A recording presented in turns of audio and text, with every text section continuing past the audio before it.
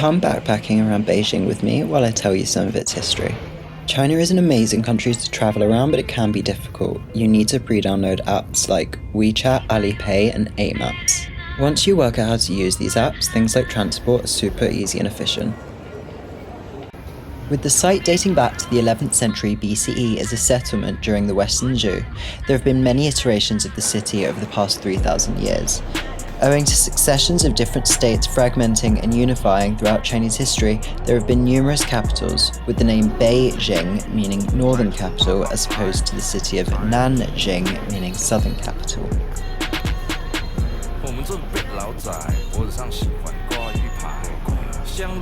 I got a hotel in Beijing because I couldn't find any hostel options. Just arrived at my hotel, struggled to find it a little bit, but a woman came out and found me. Walked in the reception and it was like a business conference inside, but oh my god, this place is insane. It was Kublai Khan of the Yuan or Mongol dynasty that established it as the seat of unified imperial power from 1272, with the Yongle Emperor of the Ming dynasty making it the official capital again after 1421, lasting through the changes of dynasties to the Manchurian Qing until the end of the imperial era in 1912. In 1928, the nationalist government of the Kuomintang under Chiang Kai-shek relocated the capital to Nanjing until it was lost to the Japanese in 1937. If you want to learn more about the fall of Nanjing, I would definitely recommend watching the film Nanjing, or The City of Life and Death, which is a harrowing and powerful account of the atrocities committed, directed by Chuan Lu. The capital was moved to Chongqing for the remainder of the war, until it was moved once more to Beijing in 1949 after the victory of the communists over the nationalists. If you go into the central areas of Beijing, which is where I stayed, you'll see a lot of the city laid out in a style called hutongs. These are essentially networks of alleyways that are formed by the traditional style of courtyard residences in these central areas, with different neighbourhoods having different attractions nowadays. They originate from the Yuan or Mongol dynasty and were expanded under the Ming and Qing dynasties. After 1949, many of them were demolished in order to make way for modernisation projects in the city, but since the 2000s there have been strong efforts to preserve them as modern heritage sites. Honestly, staying in these areas made Beijing, for me, one of the most beautiful cities I've ever visited. Certain parts of the city are really busy with tourists, but actually it felt like one of the most peaceful and calm cities I've been in.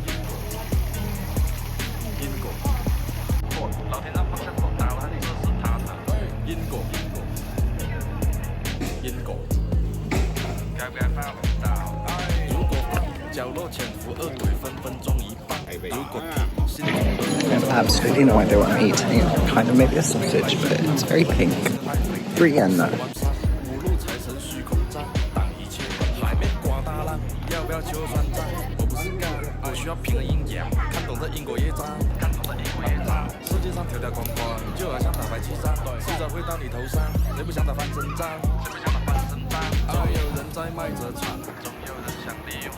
I just walked around to look for a restaurant, but in China you absolutely need Alipay and WeChat because you will be paying with QR code.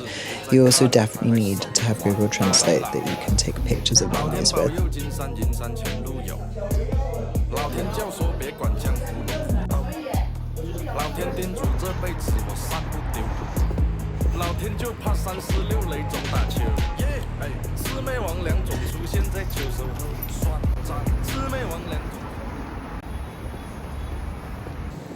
I went back to my hostel to get ready to go up the Great Wall early the next day, which I booked through trip.com, which is really easy to book excursions in China through.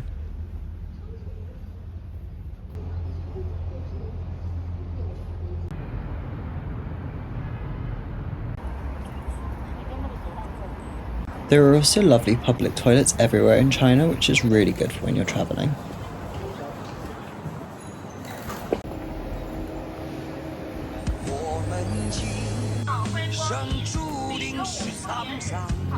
I went to 7-Eleven to get some stuff because I had an early journey to the Great Wall tomorrow, but I'm not gonna lie, Chinese 7-Elevens are nowhere near as good as other places in Asia.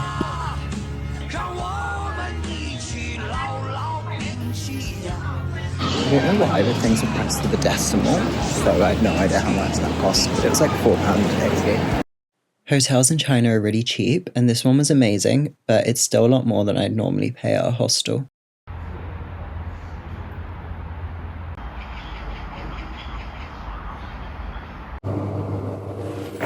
Getting ready to go up the Great Wall of China, going to the Mutianyu section. I'm going to meet a driver, subway station like 20 minutes from here. Fit check for doing the Great Wall. I have no idea what the temperature's like anywhere. I stole my mum's running shoes because people say sort of stairs. I struggled a little bit working out where to go, but everyone's so friendly and China feels so safe that you never really feel worried when you're lost. I also love the subway system. The trains come every 3 minutes and all of the stations have their own little aesthetic going on.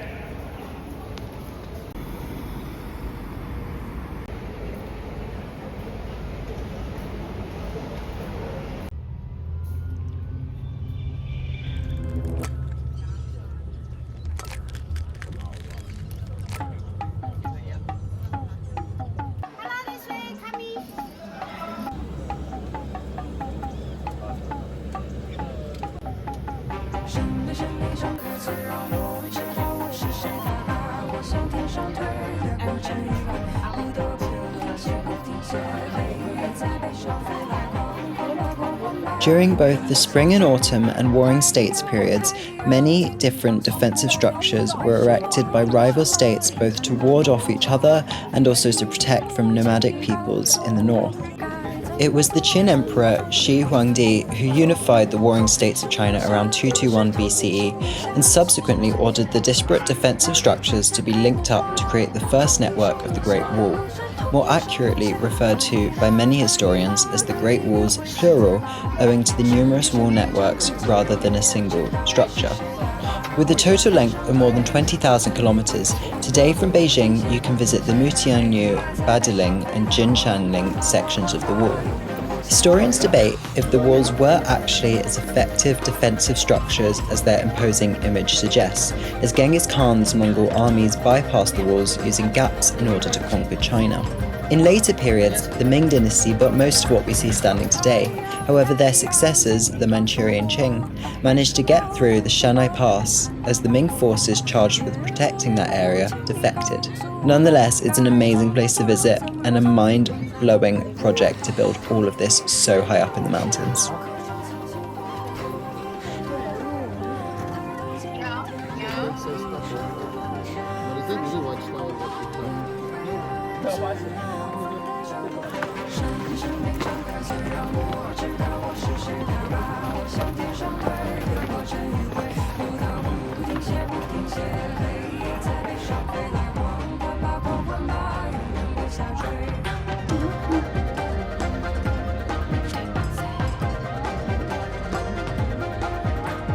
I actually booked a Didi on the way back, which is like China's version of Uber, because I realised to get to the opera that night I'd have to go before the rest of my tour group. But it's super cheap, and for like a 2-hour journey it cost me about £15. After changing, I went to go find the Peking duck on my way to the opera.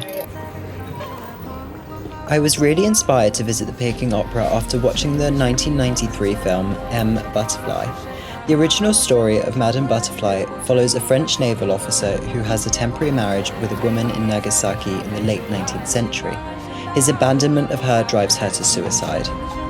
The cinematic retelling follows a French diplomat in Beijing around the time of the Cultural Revolution, who falls in love with a Chinese opera singer, who he first meets performing as Madame Butterfly.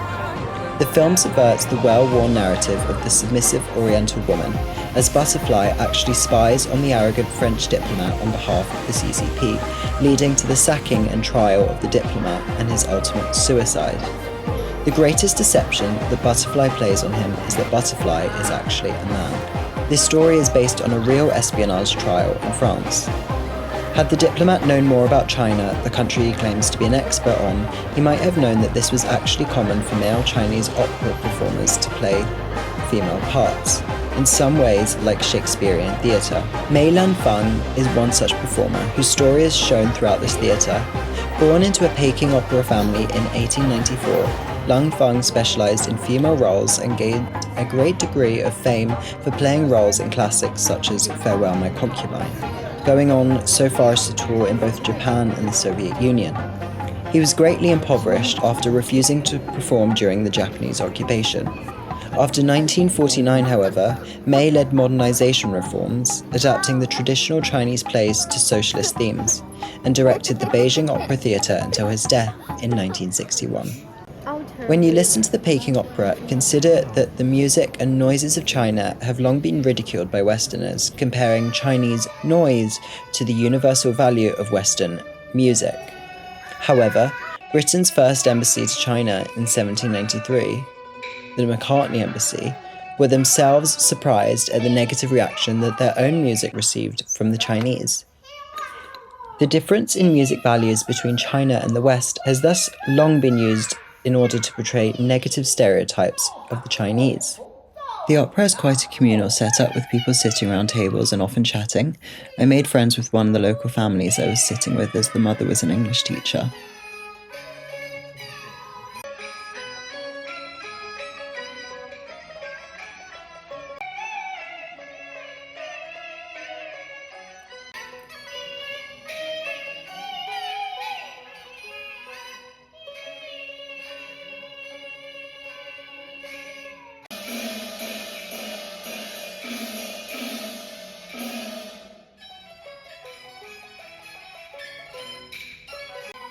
This showing I went to was set up to be more foreigner-friendly, with English subtitles on the side.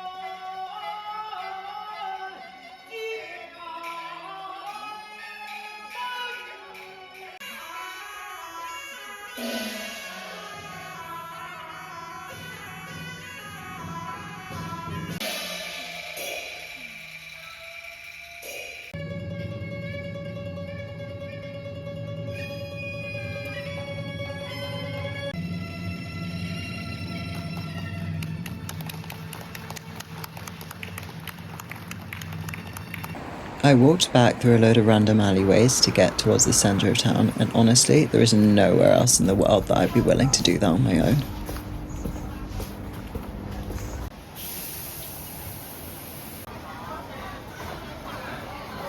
They have loads of food markets that are really cheap and really good. I honestly think that China has the best food of any country I've been to.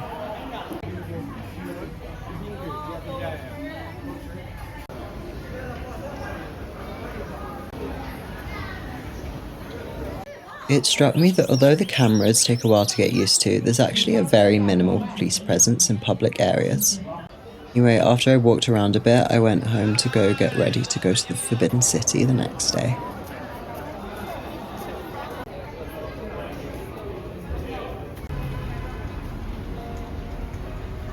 Commissioned in 1406 by the Ming, after the capital was moved from Nanjing, the Forbidden City was the home of the emperors for hundreds of years.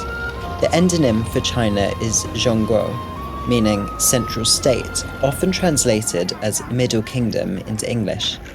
This ties into a long history of Chinese rulers viewing themselves as rulers over all of the civilized worlds, with outsiders, such as the British in 1793, being simply peripheral barbarians.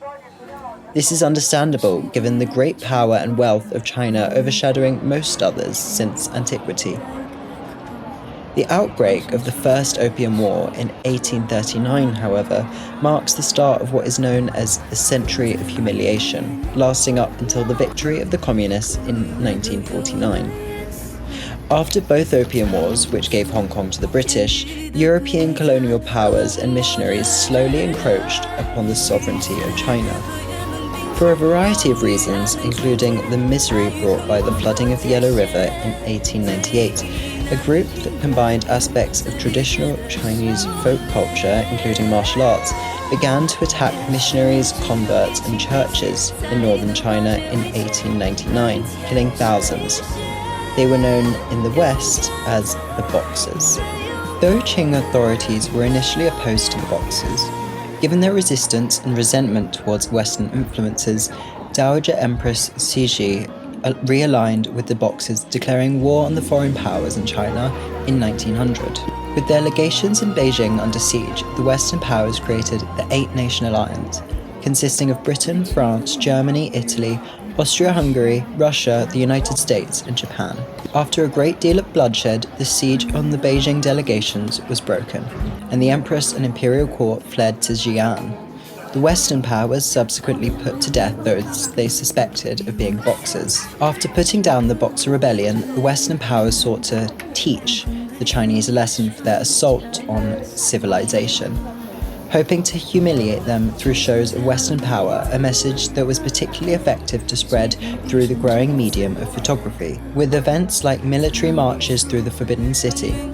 A great example of this projected power over the Chinese is the image of the first train to enter Beijing, going towards the British encampment through a blasted hole in the city walls. This is an ideologically staged photograph aimed to represent the arrival and conquest of British civilization over Chinese barbarism.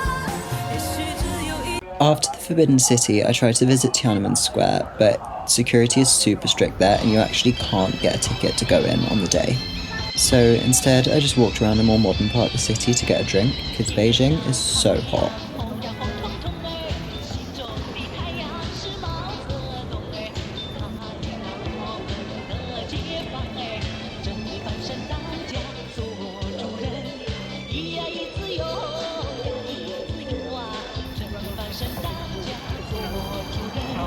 The Summer Palace, just northwest of Beijing, was commissioned in 1750 with its core completed by 1764. When you walk through the entrances, you may notice a few signs that explain the history of the destruction of some of its splendour. In 1860, during the Second Opium War, much of it was burned and looted by Anglo-French forces. This was carried out supposedly as retribution for the Chinese murder of captives. The British wished to carry out deliberate acts of humiliation to teach the Chinese for their offences, torture and murder against civilians and diplomats. The Summer Palace was very intentionally chosen as a site for destruction. It was a key symbol of imperial power and thus a place to humiliate the despotic Chinese rulers. They chose the palace over the city as the citizens of Peking were deemed innocent and so they did not want to sack the city. After the sacking came carefully choreographed processions through the Hall of Ceremonies. Lord Elgin wanted to teach the Qing universal diplomatic norms over those of the Chinese. The Westerners perceived the supposed Chinese love for hollow ceremony and so chose to impose their own norms in their ceremonial space as the ultimate offence. Sources offer a rather mixed view of the events. The French argued that the looting was a rather ordered affair. The British, meanwhile, blamed the French for the frenzied and violent looting, while they obviously showed restraint and behaved perfectly respectably. The British further claimed that the gardens had already been defiled before their arrival. What both sides seem to be able to agree on is that really it was a Chinese mob to blame for most of the pillaging and destruction. Many of these treasures were then taken back to Victorian England to be placed alongside the loot from South Asian rulers as a symbol of imperial power. The use of the Chinese as scapegoats for such acts conveniently allowed these powers to continue to pretend that their mission was indeed to teach the Chinese on the merits of civilization. After the end of the Second Opium War, the Summer Palace was rebuilt by Dowager Empress Cixi. However, it was again damaged by the Eight-Nation Alliance during the Boxer Rebellion of 1900.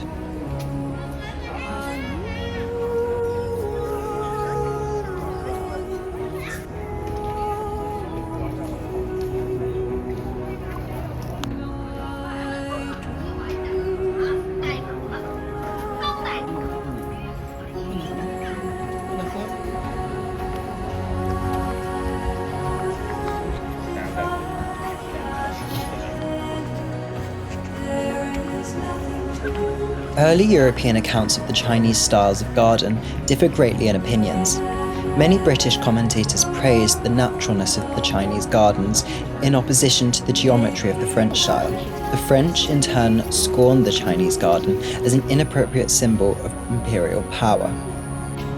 Popular writers of the 18th century brought back ideas and images of the Chinese garden to Europe, and subsequently, a proliferation of Anglo-Chinese gardens appeared throughout Europe, characterized by pavilions. Lord Macartney, after his embassy of 1793, was one of the very few people of this period to have seen both English and Chinese styles of garden, and was in fact largely favourable to both and saw their similarities. Perceptions in the West of Chinese gardens has evolved greatly over time, often in line with how China itself has been viewed. In the 19th century, the idea of the cruel, despotic Chinaman was popular, and his cruelty was embodied in acts like his torture of the bonsai tree. In the 20th century, however, Chinese gardens came to embody a harmonious, holistic engagement with nature, similar to ideas around Japan. They were thought of as places that have changed very little since antiquity, and are therefore authentic. After the end of the imperial era, the Summer Palace was opened as a park for the public, and it's now a UNESCO heritage site, inviting many visitors from around the world.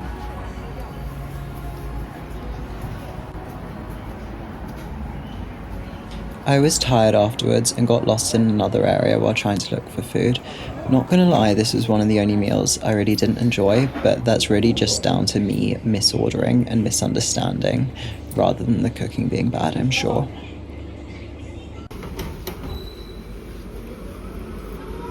I got up early the next morning to get the train to Shanghai. You do have to go to Chinese train stations a little bit earlier because they're a little bit like airports, they're huge, and they have proper security to check your bag. It is a lot quicker though than most people say on the internet, but I still would leave a good amount of time.